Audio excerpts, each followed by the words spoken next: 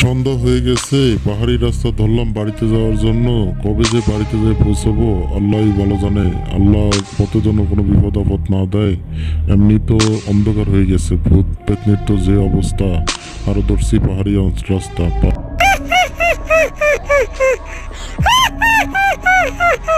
অনেকদিন মনুষ্য জাতি আসে না, মনুষ্য জাতি যে কই পাই।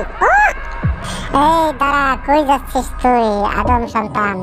তোকে তো আমি খুঁজতেছি অনেকদিন, আমি এখানে বসে রয়েছি। এই দাঁড়া দাঁড়া, এই রাস্তা থেকে যাওয়ার সাহস করে না কেউ? তুই তো অনেক সাহসী ছেলে রে। তুই কোথা থেকে আসছিস রে? আমার রাস্তা থেকে হাঁটার জন্য এই রাস্তা থেকে আসছিস, যাক ভালোই হয়েছে। না পেতনি না, তুমি আমাকে খেও না। তুমি ভূত হও বা পেতনি হও, আমি সহজ রাস্তার জন্য পাহাড়ি রাস্তা ধরছিলাম, বুঝছো পেতনি? তুমি আমাকে খেও না।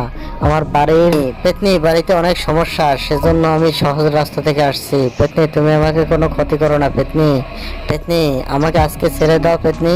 তোমাকে কালকে যাওয়ার সময় আমি অনেকগুলো মাছ তোমাকে দিয়ে যাবো খাওয়ার জন্য। না, তোর মাছ লাগবে না, আমি তো তোকে খুঁজতেছি।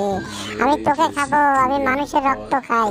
আমি মানুষের রক্ত খেলে আমার প্রাণটা অনেক শান্তি পায়, সেজন্য আমি তোকে খাবো। ছু মন্তর ছু, ছু মন্তর ছু, যা জাদু করে ওকে মেরে ফেল। জাদু যা, আমার আত্মাটা ওর কাছে চলে যা যা।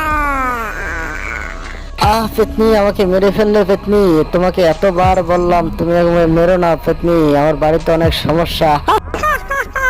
আমি মানুষের রক্ত খেয়ে মজা পাই, আমি তোকেও খাবো।